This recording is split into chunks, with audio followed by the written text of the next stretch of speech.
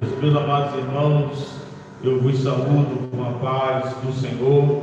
A lição de número 11 da nossa escola bíblica, que tem como título Atributos da Unidade da Fé: humildade, mansidão e longanimidade. O nosso textuário ele está na carta de Paulo aos Efésios, no capítulo 4 e o verso 1.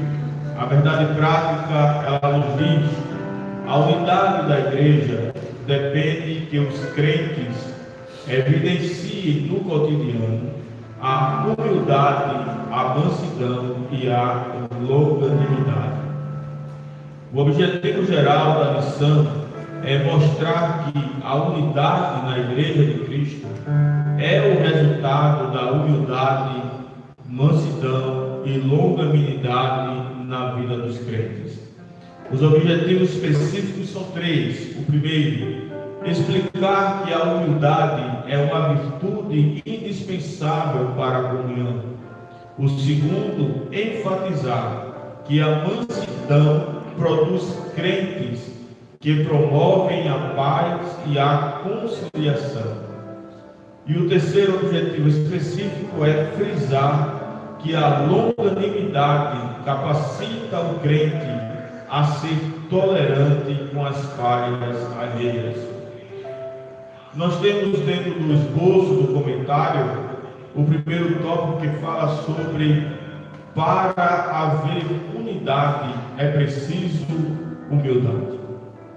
O primeiro subponto diz um modo digno do viver cristão. O segundo subponto nos diz a humildade. E o terceiro subponto nos fala a verdadeira humildade. O segundo tópico ele tem como base a temática: para haver unidade é preciso mansidão. O primeiro subponto fala sobre mansidão, um fruto do Espírito. O segundo subponto nos traz grandes exemplos de mansidão: Moisés e Jesus Cristo. O terceiro subponto fala sobre a verdadeira mansidão. E o quarto subponto fala: a mansidão pressupõe conciliação. O terceiro tópico fala sobre: para haver unidade é preciso longanimidade para o exercício do perdão. O primeiro subponto fala sobre a longanimidade, um fruto do Espírito. O segundo subponto fala suportando uns aos outros. E o terceiro subponto fala o perdão como primícia do amor. A leitura bíblica em classe ela está na carta de Paulo aos Efésios, no capítulo de número 4, do verso 1 ao verso número 4, e na carta de Paulo aos Colossenses, no capítulo 1, verso 9 ao verso de número 12. Queremos convidá-lo a, nesse momento, estar lendo conosco a leitura bíblica em classe, Efésios, capítulo de número 4, verso 1. A palavra de Deus assim nos diz: rogo-vos, pois, eu, o preso do Senhor, que andeis como é digno da vossa vocação com que fostes chamados, com toda a humildade e mansidão, com longanimidade, suportando-vos uns aos outros em amor, procurando guardar a unidade do Espírito pelo vínculo da paz. Há um só corpo e um só Espírito, como também fostes chamados em uma só esperança da vossa vocação. Colossenses capítulo 1, verso de número 9. Por esta razão, nós também, desde o dia em que o ouvimos, não cessamos de orar por vós e de pedir que sejais cheios do conhecimento da sua vontade, em toda a sabedoria e inteligência espiritual, para que possais andar dignamente diante do Senhor, agradando-lhe em tudo, frutificando em toda a boa obra e crescendo no conhecimento de Deus, corroborados em toda a fortaleza, segundo a força da sua glória, em toda a paciência e longanimidade com gozo, dando graças ao Pai, que nos fez idôneos para participar da herança dos santos na luz. Meus irmãos, queremos convidar o nosso companheiro presbítero Isaías para estar procedendo com a leitura do texto áureo e também orando, agradecendo esse momento em nome de Jesus. Textual, Pai do Senhor a todos. Textual, rogo-vos, pois, eu, o preso do Senhor, que andeis como é digno da vocação com que foste chamado. Efésios, capítulo 4, versículo 1. Esta lição ela está incluída no tema geral da nossa lição desse trimestre, que nos fala sobre a igreja eleita, redimida pelo sangue de Cristo e selada com o Espírito Santo da promessa. Essa lição ela nos traz um assunto muito pertinente, aonde o autor ele vai demonstrar os atributos da unidade da fé. O interessante é que nós, ao lermos o texto bíblico e estudarmos a lição, podemos perceber que a unidade proposta pelo apóstolo Paulo, ela não pode ser conquistada de todo jeito, de toda forma. Existem elementos construtivos que, somados um ao outro, proporcionarão à igreja a unidade necessária. O Salmo de número 133 diz: ó quão bom e quão suave é que os irmãos vivam em união. Com a união existe o direcionamento comum para as coisas, e tudo flui melhor quando está no mesmo pensamento e está no mesmo propósito. A Bíblia vai dizer lá no livro de Atos dos Apóstolos que um só era o coração de todos, e todos faziam todas as coisas conjuntamente, e isto fez com que a igreja progredisse, que a igreja vencesse as dificuldades, que a igreja superasse os séculos e hoje estivesse aqui viva como sempre, para a glória de Deus. O primeiro tópico da lição fala: para haver unidade é preciso humildade. Nós queremos facultar a oportunidade ao nosso... Estamos aqui, esqueci de apresentar os irmãos, nosso presbítero, nosso irmão Isaías, que sempre está conosco, dirigente da Escola Bíblica Dominical aqui na Polo. Amém. Nosso presbítero, nosso irmão Maurício, ele que é o dirigente da Escola Bíblica Dominical ali em Alameda 1, e o nosso irmão Givanildo, diácono da igreja, que é o dirigente da Escola Dominical em Jaguarana. Todos sejam bem-vindos em nome de Jesus. Queremos perguntar ao nosso companheiro, presbítero da igreja, nosso irmão Maurício, o que é que ele pode nos falar a respeito desse primeiro tópico da lição? Para haver unidade é preciso humildade.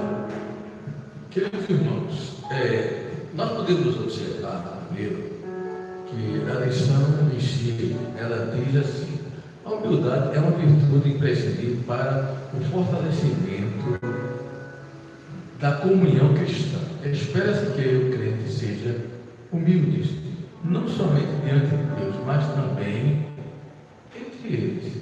Aí vocês veem o valor da humildade. Senhor Jesus Cristo convidou as pessoas para vir até Ele mostrou uma qualidade muito importante. Ele disse: aprendei de mim, que sou manso e humilde de coração. Aí vocês veem o valor da humildade, não é covardia. A humildade é uma virtude na vida do ser humano, que ele tem condições de suportar a ofensa, ele tem condições de suportar dificuldades, ele tem condições de suportar agressões. Então, o modo do viver cristão no mundo, nós vivemos um mundo terrível. Então, se não existir isso na vida do cristão, ele não tem condições de superar as dificuldades da vida, de superar o dia a dia, as coisas que sobrevêm sobre a sua vida. Então, é necessário que haja. E aqui, primeiro, eu quero pular para o terceiro, que diz assim: a verdadeira humildade. O que fica claro em Jesus e no ensino do apóstolo é que a pessoa humilde expressa a modéstia em oposição ao orgulho e à arrogância. Trata-se de uma postura que favorece o bem da coletividade no lugar do egoísmo. Podemos ler aqui o texto 17, 21 a 23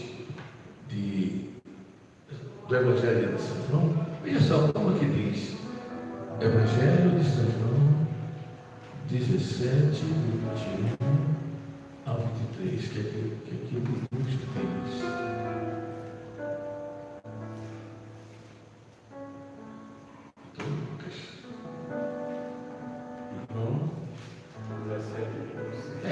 Ler, pode ler. 17, 21 e 23. Diz assim: para que todos sejam um como tu, ó Pai, o és em mim e eu em ti, que também eles sejam um em nós, para que o mundo creia que tu me enviaste. 22. E eu dei-lhe a glória que a mim me deste, para que sejam um como nós somos um, eu neles e tu em mim, para que eles sejam perfeitos em unidade, e para que o mundo conheça que tu me enviaste a mim e que tens amado a eles, como me tens amado a mim. Então você vê que o Senhor Jesus mais uma vez fala de unidade, né? Para que haja unidade, a humildade tem que ir primeiro. Se não houver humildade, não pode haver unidade. Por que estamos aqui? Porque aceitamos o convite do nosso pastor e, ao aceitar o convite dele, estamos aqui comentando essa lição. Se não houvesse humildade entre nós, não viríamos. O pastor estaria aqui sozinho, mas nós estamos aqui. Então, isso aqui, esta humildade gerou crescimento espiritual. Não existe crescimento sem humildade. Sem humildade, ninguém cresce espiritualmente. Vai para baixo. Mas quando somos humildes, irmãos, nós crescemos. Por isso que o Senhor Jesus nos diz: aprendei de mim, que sou manso e humilde de coração. Existem algumas palavras de alguns comentaristas, né, que ressaltam a importância da humildade. Nós percebemos que dentro de um secularismo, ser humilde não é uma qualidade, ser humilde é um defeito. As pessoas da sociedade, elas olham para essa expressão humilde como um termo pejorativo, como uma fraqueza, não é? Aonde uma pessoa que é humilde, muitas vezes ela não é tida como digna de respeito, porque o humilde ele não procura se sobressair sobre os demais. Humilde, mesmo ele sabendo que tem uma capacidade maior, ele não despreza aquele que tem uma capacidade menor. Mas a nossa sociedade parece que, e na época que o apóstolo Paulo ele escreve a carta aos Efésios, ali estava todo o contexto da civilização romana, que era uma civilização militar, guerreira, dominadora do mundo conhecido então, uma nação forte. E por ser dominadora, os cidadãos romanos, eles tinham o orgulho, esse sentimento de prevalecência em relação a outros, porque eles sabiam que pela sua força bélica, ele poderia subjugar como havia subjugado todo mundo. Então, dentro desse contexto secular da época que foi escrita a carta, era um grande contraponto Paulo chegar para a igreja e dizer, repetindo as palavras de Jesus, vale frisar isso, que era necessário viver em humildade. E para viver em humildade tem que ter a graça de Deus na vida, porque a pessoa natural ela não consegue desenvolver a verdadeira humildade. É uma obra direta do Espírito Santo de Deus na vida do crente. Alguém já fez uma menção de que o humilde se esvazia de si mesmo, mas se enche de Deus. O arrogante, ele se enche de si mesmo e se esvazia de Deus. Então, o verdadeiro crente, ele despoja todas as coisas. Nós vemos no contexto da história da igreja, o próprio apóstolo Paulo, dizendo que considerou todas as coisas como nada, para que pudesse chegar ao conhecimento de Cristo Jesus.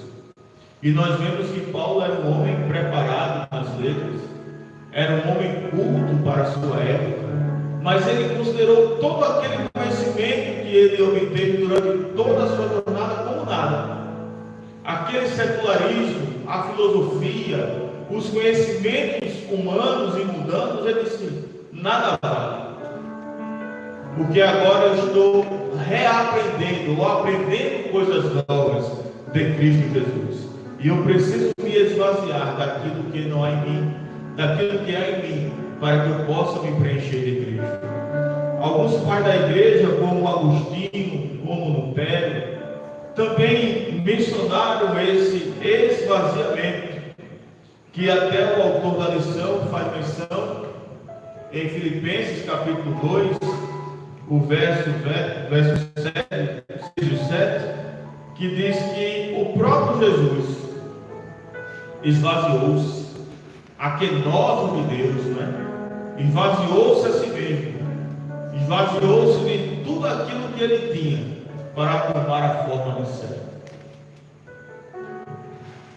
Interessante, pastor, para o senhor, aos irmãos, aos queridos que estão nos ouvindo, interessante que a humildade é algo tão glorioso na vida, o exemplo que Cristo Jesus ele tem deixado, que quando Paulo fala no versículo 1, ele diz, como é digno da vocação, vocação quer dizer chamado aqui, tem o sentido de chamado para viver ou andar como Cristo andou, chamado coletivo, e diz que a humildade, corroborando o que nosso pastor, nosso presbítero falou, diz que humildade significa simplicidade, naturalidade, despojamento, despretensão, singeleza, submissão, respeito, acatamento, sujeição, passividade, obediência. Aleluia. Ou seja, não ser superior a outras pessoas. Veja,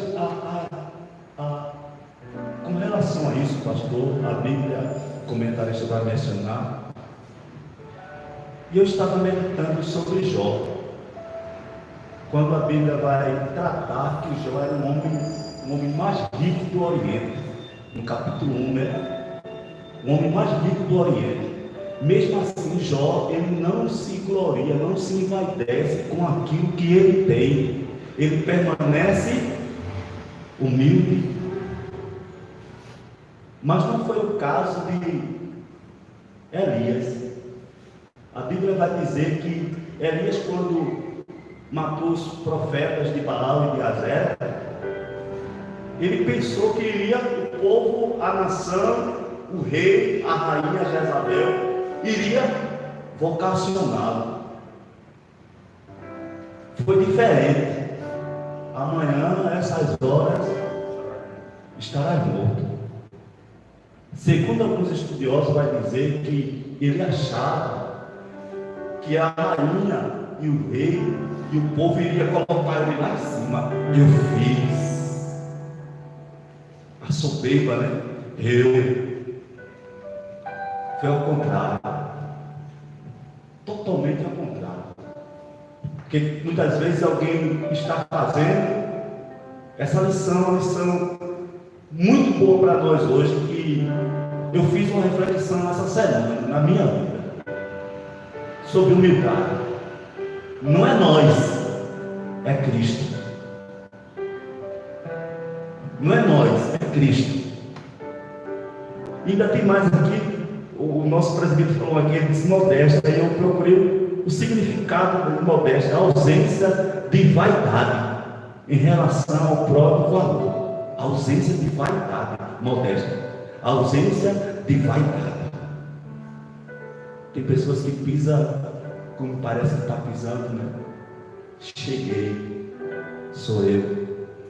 Modéstia, ausência de vaidade em relação ao próprio valor e às próprias realizações, ou seja, desejo de não fazer nada na vista. Não puxar, não tomar a glória para si. Uma coisa interessante aqui, eu só vou pegar um gancho aqui que eu estudei. Veja só, a verdadeira humildade, ela coopera para a harmonia nos relacionamentos e promove a unidade do corpo de Cristo. Como é importante a humildade aqui, a verdadeira humildade, ela coopera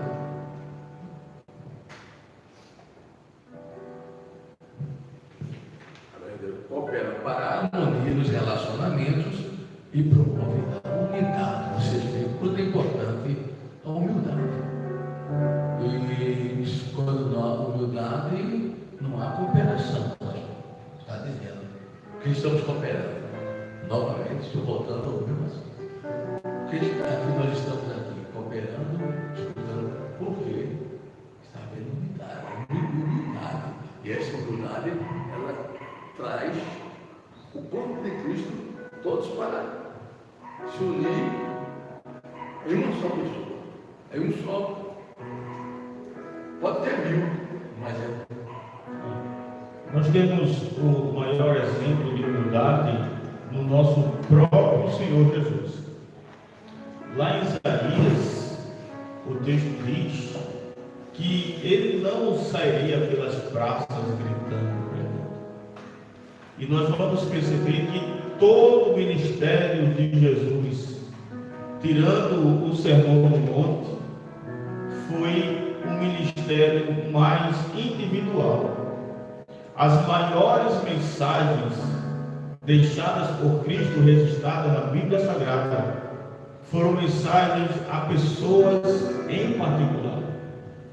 Muitas vezes Jesus operava milagre e chegava para a pessoa e dizia assim: não diga nada a ninguém. Você foi curado? Não diga nada a ninguém, glorifique a Deus. Porque o próprio Jesus, ele não procurava a glória para si, mas ele procurava glorificar ao Deus Pai. Quem anda com humildade, ele não puxa para si as benesses dos seus atos. Ele não faz festa com a cesta básica que doa. Ele não bate foto da visita que faz. E hoje em dia parece que nos carece esta identidade de humildade. Parece que com o advento das redes sociais há uma necessidade proeminente de registro de todas as coisas. Mas o próprio Jesus disse que aquilo que a tua mão direita fizer, que não saiba a esquerda. Quem anda em humildade procura agradar a Deus sobre todas as coisas. Tem uma expressão que diz que é sair da teoria e entrar na prática. É sair da ortodoxia e entrar na ortodoxia. É verdadeiramente se conduzir como um servo. Porque o servo não tem nada. Tudo que o servo tem pertence a outrem. Ele utiliza a matéria-prima que alguém concedeu naquele momento usar. Mas ele sabe que a qualquer momento o dono pode vir e tomar novamente. E é por isso que a igreja deve andar em humildade. Em humildade. Porque aqui nós não estamos utilizando o que não é nosso, mas aquilo que foi nos concedido através de Cristo e do Espírito Santo. Amém, irmãos? Ainda nos ajudando aqui, eu quero deixar esse versículo, livro de Ruth, capítulo 1, versículo 16 e 17, para nos ajudar em humildade. Disse, porém, não me instem para que te abandone e deixe de seguir-te, porque onde quer que tu fores, irei eu. E onde quer que pousares, ali pousarei eu. O teu povo é o meu povo, o teu Deus é o meu Deus. Onde quer que morreres, morrerei eu, ali serei sepultado. Faça-se assim o Senhor, e outro tanto, se outra coisa que não seja morte me separe de ti. Amém. Verdade.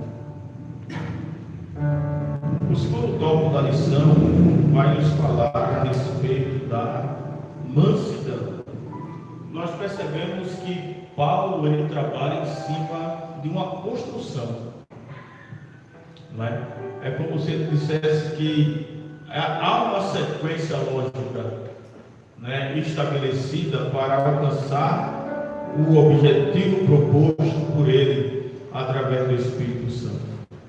O autor da lição ele diz que a virtude da mansidão produz crentes capacitados a bem gerir os conflitos, promovendo paz e conciliação na igreja local. Nosso companheiro Diácono Givanildo, o que é que o senhor pode nos falar sobre a mansidão? Paz a todos com a paz do Senhor, os amados que estão em casa com a paz do Senhor também. Eu vejo aqui, pastor, dentro deste assunto tão rico, que é uma coisa puxando a outra, né? Primeiro nós falamos de humildade e agora vamos entrar na questão da mansidão. E eu entendo que há muitos que se converteram ao Senhor e alguém ouvia anteriormente na sua conduta, no seu viver. Hoje ele vê uma pessoa transformada, dirigida pelo Espírito Santo de Deus. E quando essa pessoa ela é dirigida pelo Espírito Santo de Deus, a Bíblia diz que a mansidão é um fruto do Espírito. Então o Espírito Santo começa a proporcionar na vida daquele novo convertido um novo estilo de vida. como a humildade ela tem que ser praticada diariamente, não é? Ninguém pode dizer assim, eu sou manso, sou humilde, mas é uma prática cotidiana. E a mansidão, ela é gerada por este fruto. E a gente vai entender, de acordo com a palavra de Deus, que ninguém é manso de uma hora para outra. É um processo, eu costumo dizer que é um processo lento e gradativo. A gente vai aprendendo do Espírito Santo quando nós damos lugar ao Espírito Santo e ele começa a agir em nós. Aquele que outrora se enfurecia por qualquer coisa, hoje ele suporta. E alguém diz assim, rapaz, esse abençoado aí antigamente, uma simples palavra já era motivo de confusão. Hoje disseram isso e ele está tranquilo, como se ninguém tivesse dito nada com ele. É porque Jesus ensinou nos seus ensinamentos a aprender de mim, que sou manso, aprender a suportar, porque a palavra mansidão quer dizer transmitir o conceito de ternura, gentileza, cortesia, paciência. Eu gostaria de ver com os irmãos, em ligeiros tempos, você que está em casa, que tiver de posse da palavra de Deus, eu gostaria que você também pegasse sua Bíblia e abrisse conosco em 2 Timóteo, para nós juntos podermos compartilhar 2 Timóteo capítulo 2, verso de número 25.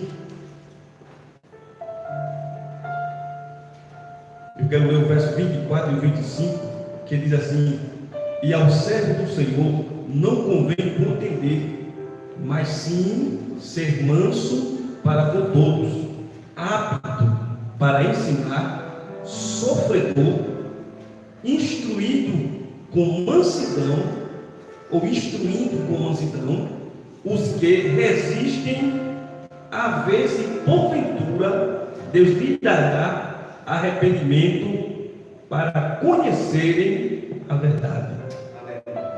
Glória ao nome de Jesus. Vejam que a palavra de Deus vai proporcionar para o mais vil pecador. Quem sabe você que está nos assistindo agora é parente, sua esposa é cristã, seu esposo, e você está nos assistindo agora, está pensando no que Deus está falando para você. Deus está dizendo para você assim: se você permitir que o Espírito Santo habite em você, você vai gozar deste fruto, desta graça, porque é cotidiano, é um processo lento, e eu costumo dizer que poucos alcançarão esta virtude, porque tem no mundo em que estamos vivenciando, pastor, de irmãos, nós vemos pessoas brigarem por tão pouco, discutir por tão pouco. Certa vez eu pude presenciar uma discussão por causa de 1 metro, de 20 centímetros de uma cerca. E é interessante eu falar isso aqui, pastor, porque eu acho que se faz necessário nós falarmos, porque é o ensinamento da palavra. E quem mais estava fazendo questão era o crente, porque no momento em que chamaram a polícia chegou, e quando disse: mede aqui, foi 20 centímetros. O rapaz disse assim: eu não vou tirar a cerca, a estaca, aí botar a estaca aqui, pronto. Aí o policial olhou para ele e disse assim: a gente podia estar resolvendo uma bronca maior, viemos aqui por causa de uma estaca, porque faltou isso aqui, a mansidão, faltou paciência, faltou essa graça de Deus na vida.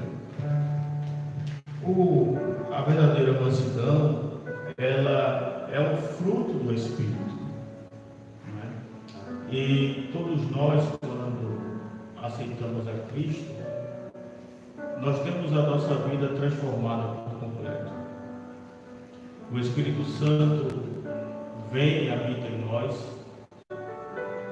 organiza a casa, limpa a casa, ajeita a casa. E nós recebemos o Espírito Santo com aquilo que Ele tem. Mas o que muitas vezes acontece é uma falta de predisposição em autorizar o Espírito Santo a agir e modelar a nossa vida.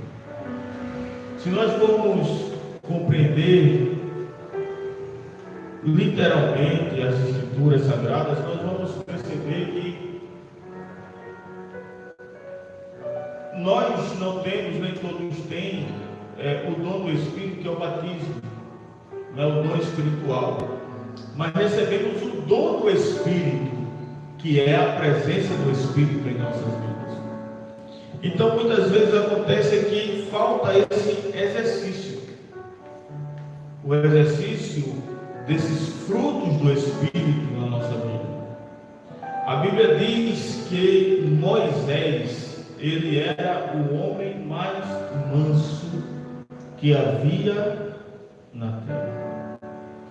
Lá em Números, capítulo de número 12, vamos ler esse texto que é bem conhecido. Números, capítulo de número 12, que fala numa passagem sobre a sedição de Miriam e Arão, que questionaram a Deus e também questionaram a Moisés.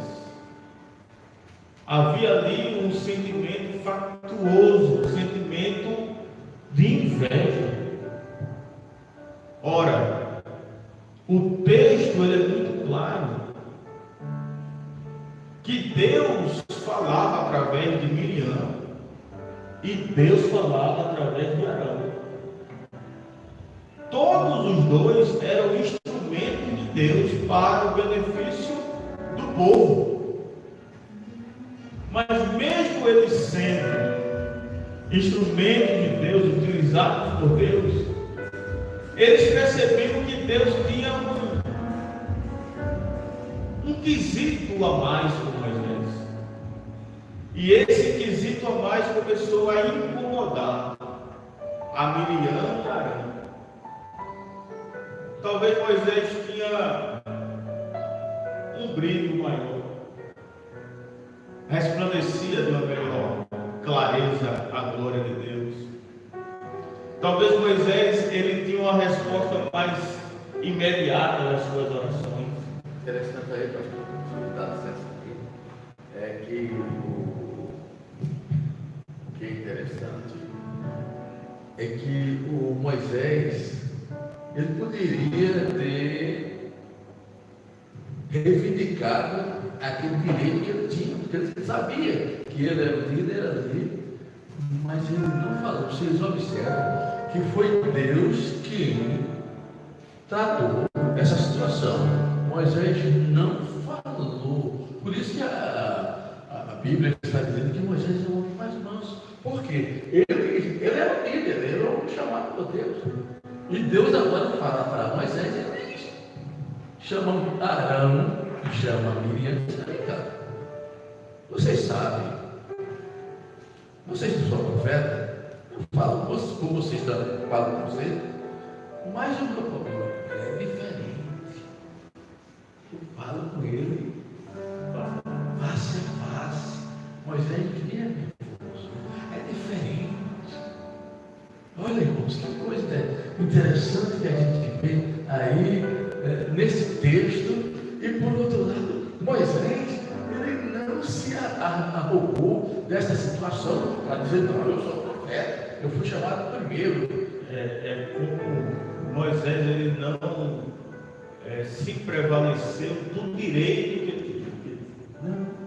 Né? Moisés poderia bater na mesa e dizer assim: fui eu que Deus se revelou lá no deserto. Fui eu que Deus mandou falar com o faraó.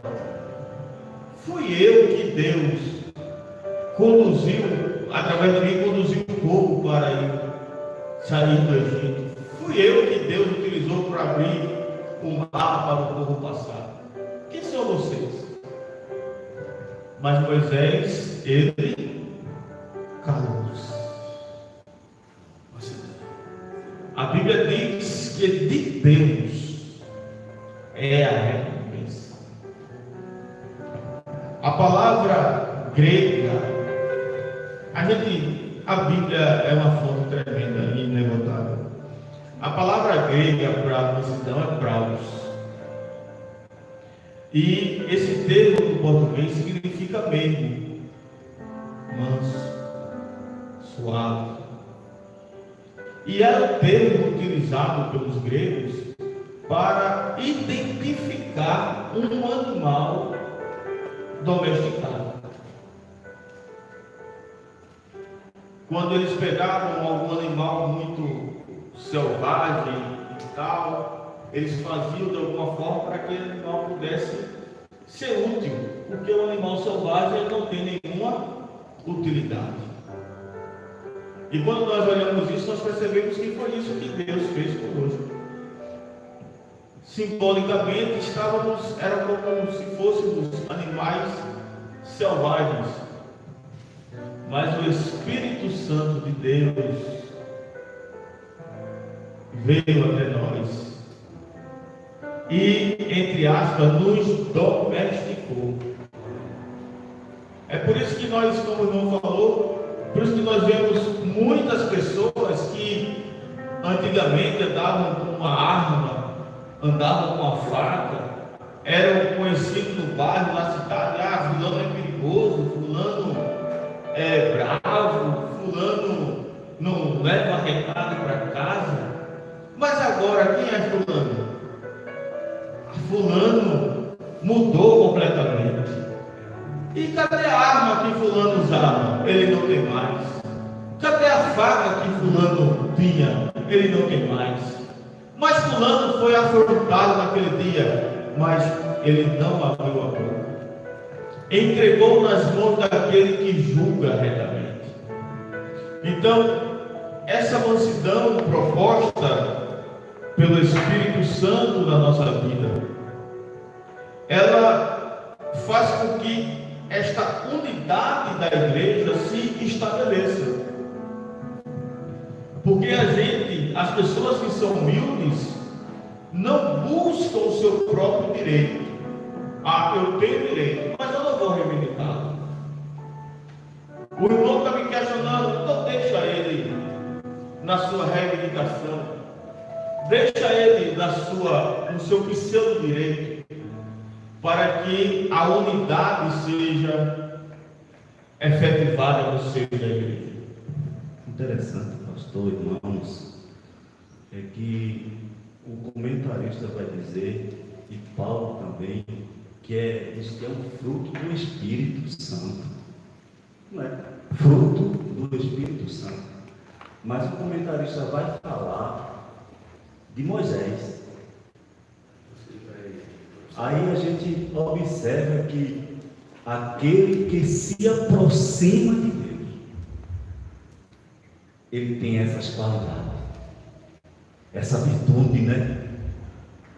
Moisés, a ação, a descida do Espírito Santo no Novo Testamento, mas a Bíblia vai mencionar lá no livro de Números que Moisés era um homem manso.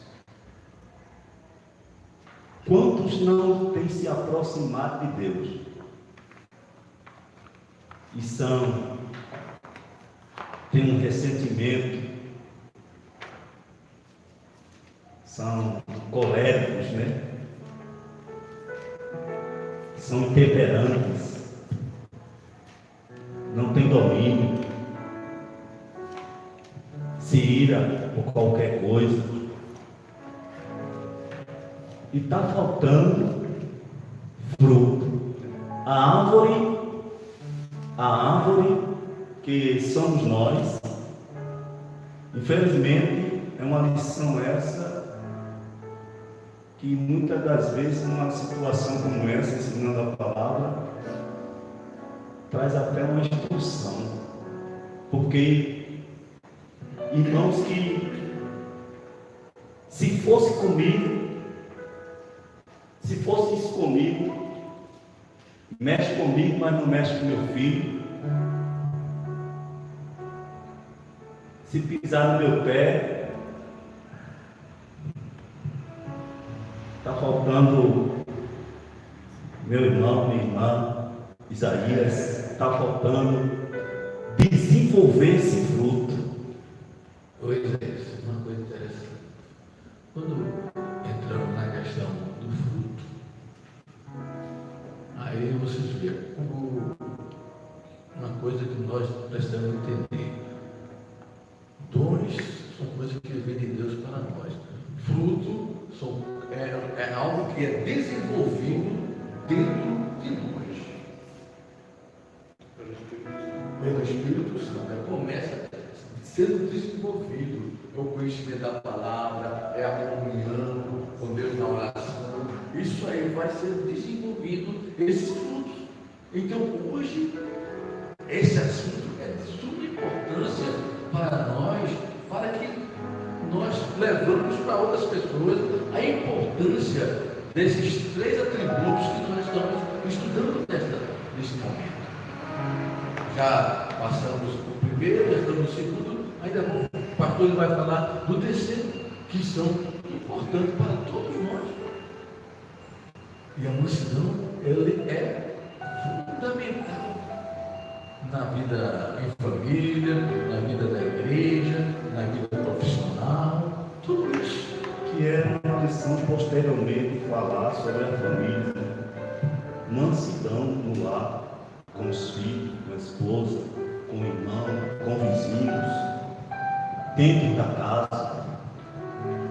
Uma coisa que o nosso companheiro Isaías falou, e é pertinente a esse tema, é a questão da personalidade. A psicologia, ela distingue vários tipos de personalidade, né? O colérico, o fleumático, etc. E vez ou outra nós ouvimos alguém dizer assim: olha, eu sou colérico, não mexa comigo porque o meu temperamento é forte. Mas será que quando nós aceitamos a Cristo, esse temperamento, essa personalidade, ela fica viva ou ela morre? Se ela não morrer, então não nasceu de Cristo. Será que eu devo permanecer da forma que eu era? Ou eu devo procurar uma novidade de vida? Pastor, uma coisa interessante que eu vi alguém falar assim: se isso fosse comigo, eu ia se amar. Eu olhei assim, chamei a pessoa: o que você é? Você nasceu de novo ou não? Você sabe a expressão se andar? Essa expressão, a Bíblia vai dizer assim, que já disse assim: ser manso e humilde de coração. Paulo, ele, na sua carta aos Gálatas, diz: eu já estou crucificado com Cristo. Eu não mais vivo o crucificado, ele não sai, ele está ali pregado, ele não tem mais. Se alguém não tirar ele dali, ele não sai nunca. Então somos nós estamos crucificados. A mansidão é isso, irmão. Hoje a minha vontade, a vontade não é mais minha, a vontade é de Deus. É aquilo que Deus trabalha no meu coração, de forma que eu não tenho mais aquela vontade que eu tinha, que dava umas tapas quando eu não tinha raiva de uma pessoa, quando ela não era crente. Hoje em dia não tenho, aquilo ali foi suplantado. E mesmo que venha a vontade, a mansidão ela fala sobre o domínio próprio. O domínio próprio. Nós bem sabemos que somos provados e tentados todos os dias, todos os momentos da nossa vida. Mas aquele que é manso, ele tem o domínio próprio. Ele domesticou o velho homem. e não está sujeito mais às coisas do passado. Eu anotei algumas coisas aqui a respeito de mansidão.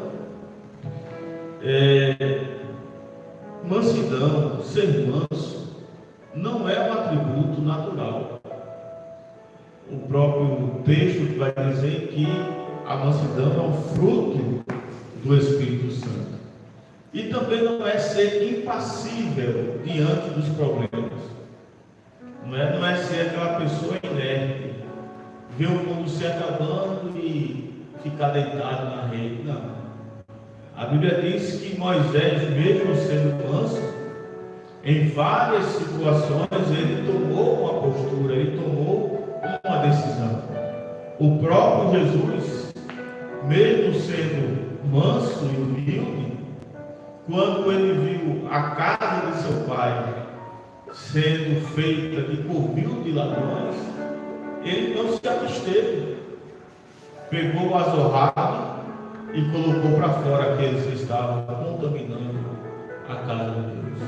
Não é omissão, Mansidão não é omitir-se, não é ver uma situação errônea e não fazer nada, porque a omissão, ela é uma aprovação. Se nós vemos algo de errado e não agimos de encontro, é porque estamos concordando. É isso que o apóstolo Paulo ele fala aos Coríntios, quando ele fala sobre o pecado que havia dentro da igreja. E ele diz: você não vê o pecado que está entre vocês? Você não vê que está acontecendo alguma coisa e não fazem nada? Então, a igreja de Coríntios, ela aprovava pela sua omissão aquilo que estava acontecendo. E a mansidão, pastor, ela promove a paz. Justamente. Ser manso também não é ser, como nós falamos, sem posicionamento, né? Mas também ser manso é ser submisso à vontade de Deus, é estar debaixo do controle de Deus, né? Alguém disse que bem-aventurado o homem cujos instintos, paixões e impulsos estão sob controle. Bem-aventurado o homem que aprendeu a dominar a si mesmo. Não é? Ser manso também é suportar as injúrias. É receber pecado, receber escárnio, receber difamação, mas não devolver com a mesma moeda. É compensar o mal com o bem. Jesus já disse: que galardão tereis se amar somente aquele que vos ama? Por até todas as pessoas fazem isso, mas o verdadeiro galardão está em amar aqueles que não nos amam, em bendizer aquele que nos maldiz, em orar por aqueles que nos desejam mal, em socorrer aqueles que desejam o pior para a gente.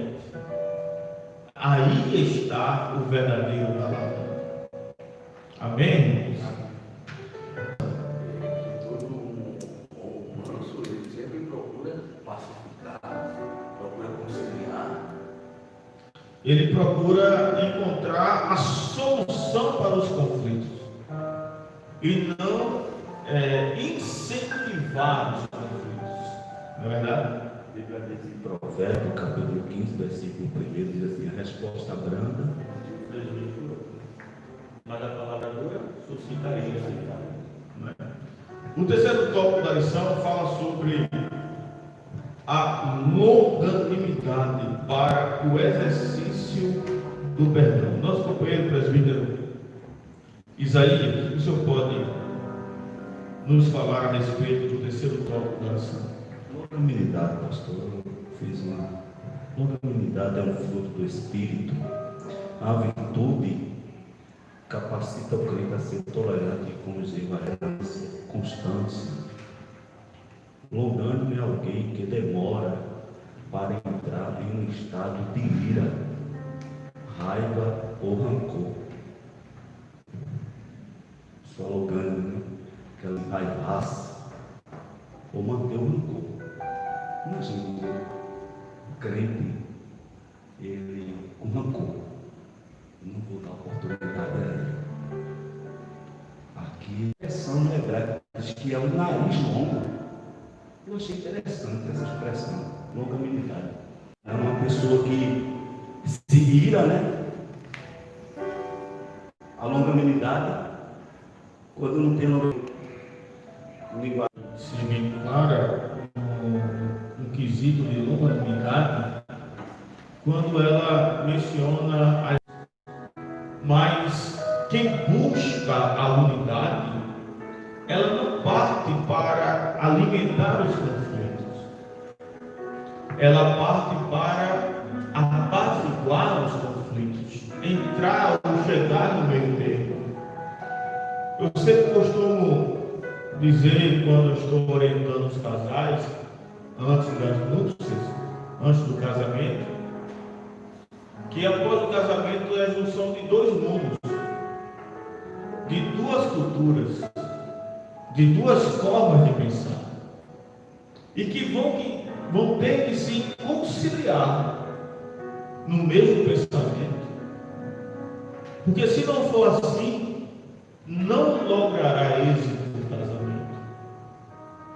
E eu acho que é uma das tarefas mais difíceis dentro de um relacionamento, é encontrar esta junção, esse meio termo, o ponto convergente entre o pensamento do marido e o pensamento da esposa. E quando é interessante notar que quando o casal ele encontra esse ponto convergente, a partir daquele momento, eles passam a ser unânimes. Eles passam a ser parceiros, porque eles pensam da mesma forma. Eles pensam do mesmo jeito, não é? E da mesma forma, é essa longanimidade dentro da igreja. Eu sempre costumo dizer que a igreja ela caminha, ela marcha com um único sentido. Mas às vezes alguns dissidentes que querem caminhar de forma contrária. Hoje pela manhã eu estava aconselhando uma pessoa, e a pessoa dizendo que havia um conflito, havia uma dificuldade. E eu disse à pessoa, mas não pode haver conflito. Não pode haver dificuldade. Porque se nós estamos puxando uma corda, se eu puxo para o lado e o irmão puxa para o outro lado, a gente não vai a lugar nenhum. Para um lado só, a gente prossegue e o trabalho fica mais fácil. Há uma expressão muito bonita que eu gosto muito, que diz que aquilo que nos une seja muito maior daquilo que nos separa. E o que é que nos une? O amor de Cristo. Então, quando eu procuro os meus próprios interesses, quando alguém procura seu próprio interesse e começa um conflito, uma contenda, esquecemos do amor de Cristo, esquecemos do objetivo maior para o qual fomos chamados. É por isso que o apóstolo Paulo, no início aqui, ele disse: rogo-vos, pois eu, o preso do Senhor, que andeis como é digno da vossa vocação, com que fostes chamados. Andar dignamente, honrando a vocação para a qual foi chamado. E qual foi a convocação maior que nós recebemos?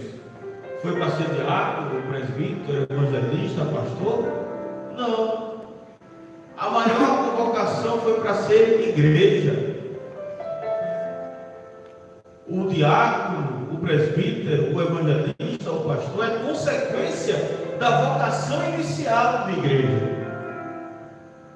Então, o objetivo primordial que o apóstolo Paulo ele estava colocando aqui é que devemos andar dignamente, honrando o propósito de Deus para a sua igreja,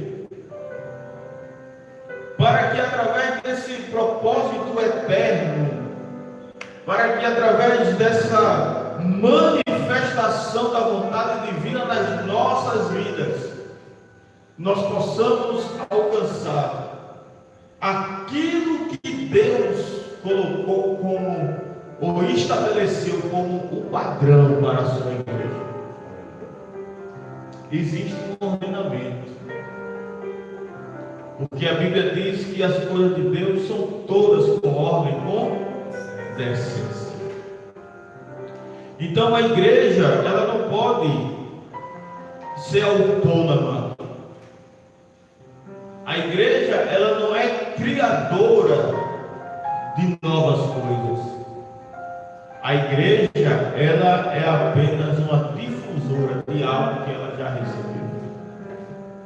E é por isso que o apóstolo Paulo ele disse que precisamos suportar uns aos outros,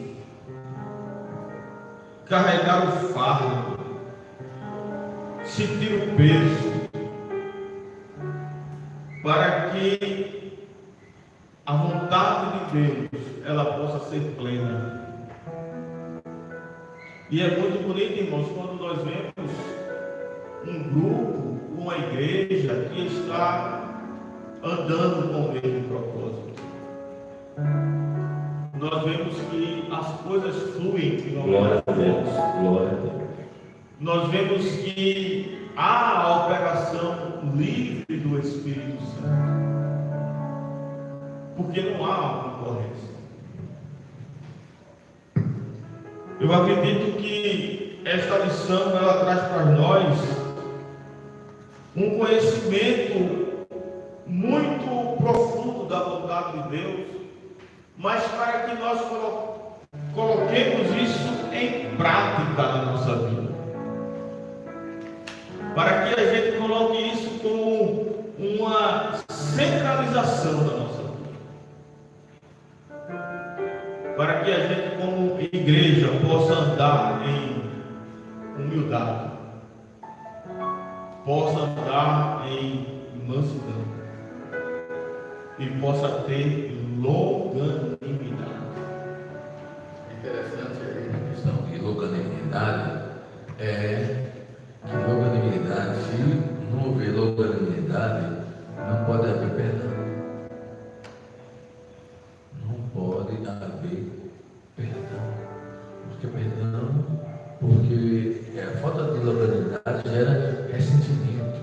E o ressentimento fecha a porta do perdão. Enquanto houver ressentimento, a porta do perdão está fechada.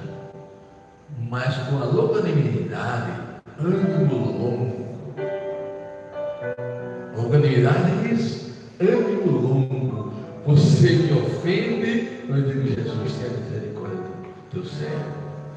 Ele me ofendeu, mas ele precisa da tua misericórdia. Ânimo longo. Sempre, é como dizer, sempre aquela corda está sempre esticando. É aquele elástico que não se parte. Quanto mais se estica, mais ele não se parte. Ânimo longo.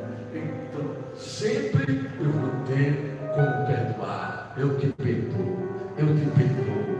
Por quê? Porque existe a longanimidade. Se existe a longanimidade, existe o perdão. Porque hoje está faltando tanto perdão. Tem tantas pessoas hoje, pelo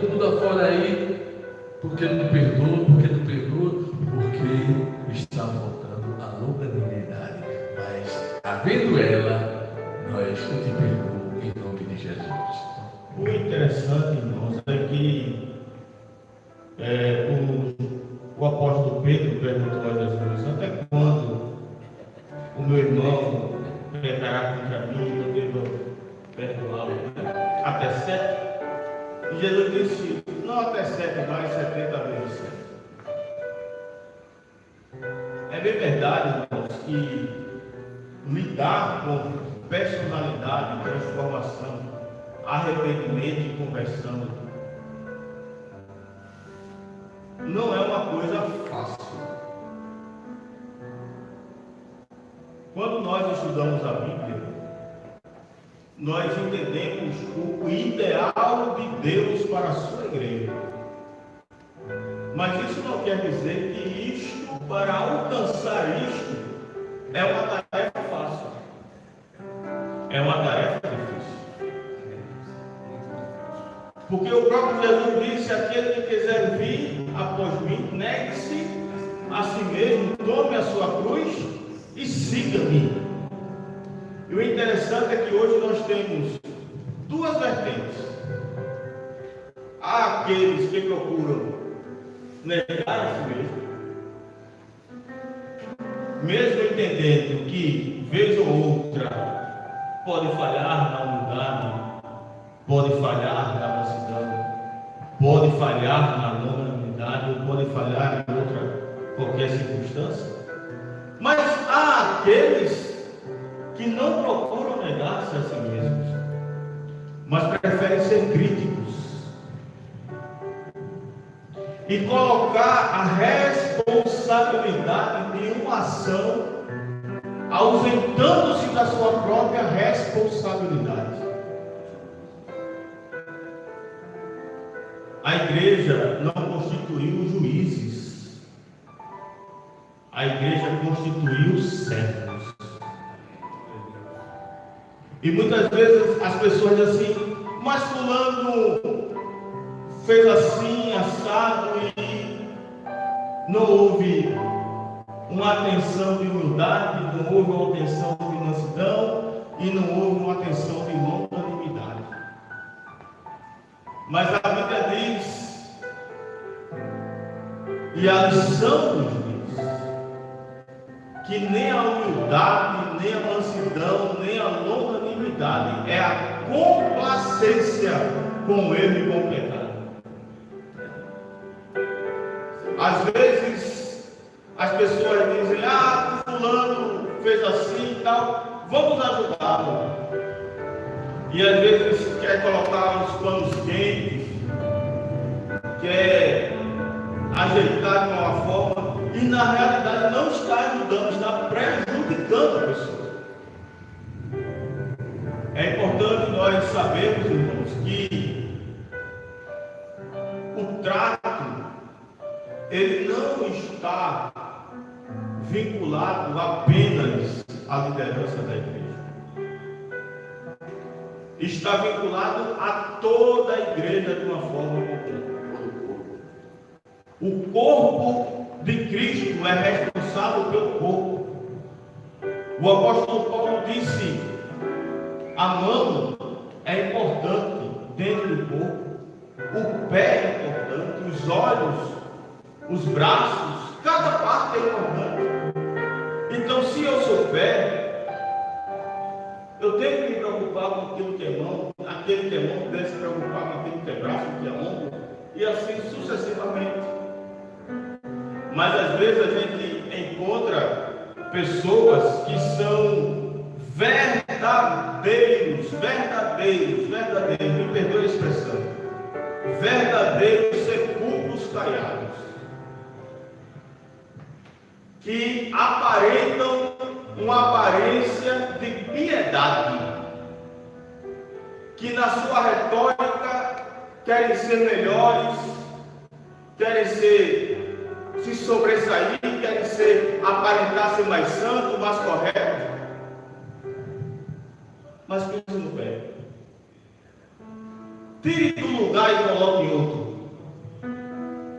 Remova de uma situação para ver se a santidade não desaparece, se a humildade não vai embora, que a mansidão nunca existiu, nem a longanimidade.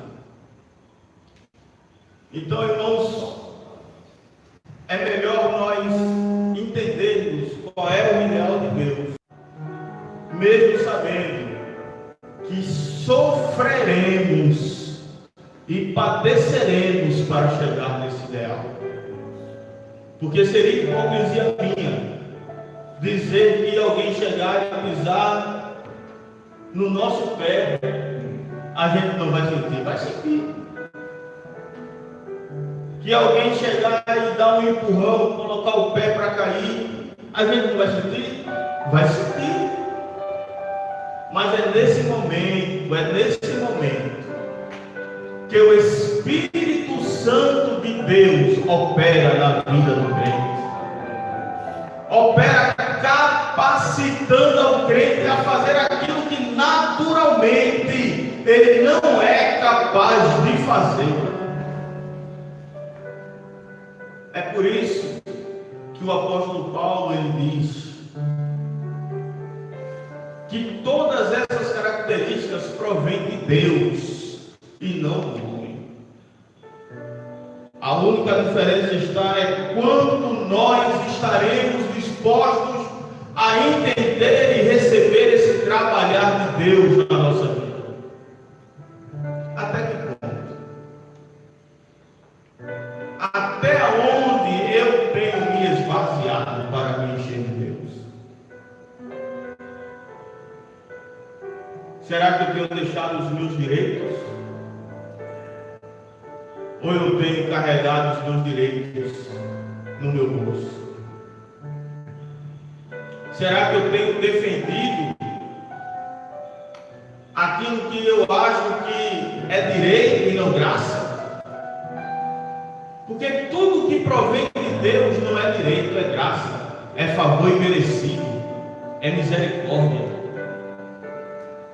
E a gente não tem direito a nada.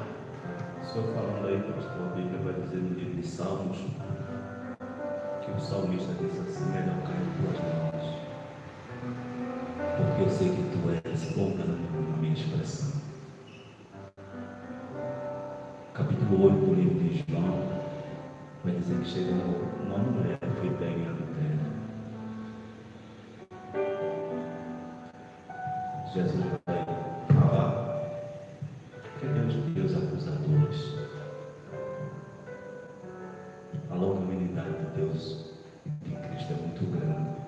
Que Deus tem os acusadores, mano. O interessante, e a gente vai encerrar pelas horas. O interessante, irmãos, pegando a passagem do nosso presbítero, ele nos lembrou nesse momento. O interessante é que aqueles que pegam as pedras são os primeiros pecadores.